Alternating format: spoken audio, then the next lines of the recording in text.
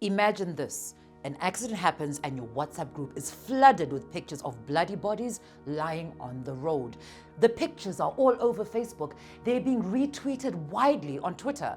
You're looking at these pictures and you see that one of the dead is your loved one. This is how you are getting the news of your loved one's death. You're finding out on WhatsApp or Twitter. You're horrified. But does anyone care? No.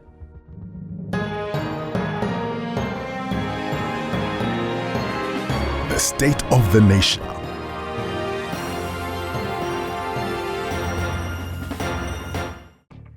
Influencers are jumping in, giving their own take on the tragedy. To you, this is a tragedy, a personal horror, but to those posting the pictures, this is just content. This is how they get followers. This is how they win relevance. This is where we are.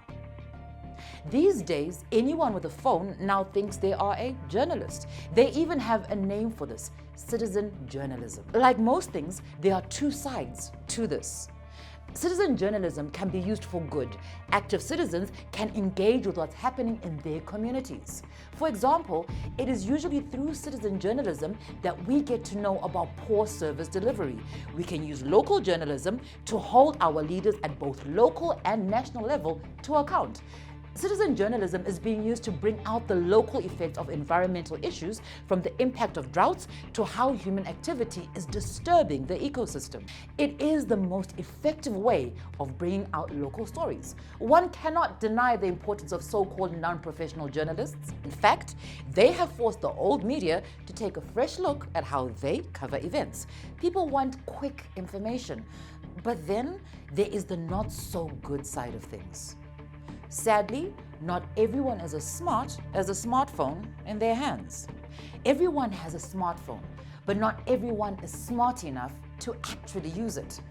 In the wrong hands, a smartphone can be a deadly weapon. The difference is that formal news outlets verify their content before they broadcast it, or at least they are expected to. They can be subjected to regulations that oblige them to report accurately. For example, here in Zimbabwe, we have what is called the Zimbabwe Media Commission. People can file complaints with the commission if they feel the media has treated them unfairly. There's also the Voluntary Media Council of Zimbabwe. This is a voluntary platform used by various media organizations to regulate themselves. When a news outlet signs up to this council, they have an obligation to report accurately. When they don't, someone can go to the council to demand a public apology. Some media organizations have internal processes, such as the Office of the Ombudsman. This is a person whose job it is to make sure that everything published in the paper is ethical and not harmful to the reputations of the members of the public. And here's the difference with a so-called citizen journalist. None of this applies to them. They can do whatever it is they like. They can post anything they want to post without any consequences from any council or any organization. They report to nobody. The only thing that matters to them is going viral. It has likes and retweets. There's a difference between facts and opinions. Some citizen journalists don't know the difference. What can be done? For journalists, it's time to realize that the way people consume the news keeps changing. Citizen journalists are thriving because something is lacking in the so-called mainstream press. People want news they can relate to, and they want it delivered to them quickly and in a way they can consume easily. If news organizations keep being too formal and too elitist, they're going to keep losing audiences to the one guy on the street with a smartphone.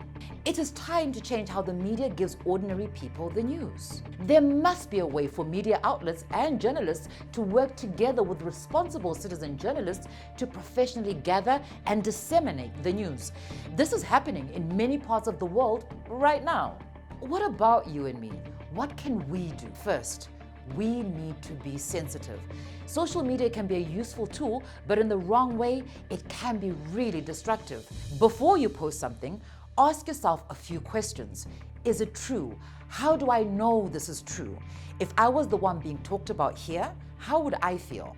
Are you posting this because you are sure it is true and that you're doing it out of a genuine desire to share accurate information, or are you doing this just because of clout?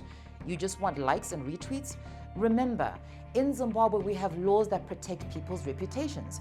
Did you know that you can be sued if you retweet or share something that is false about someone?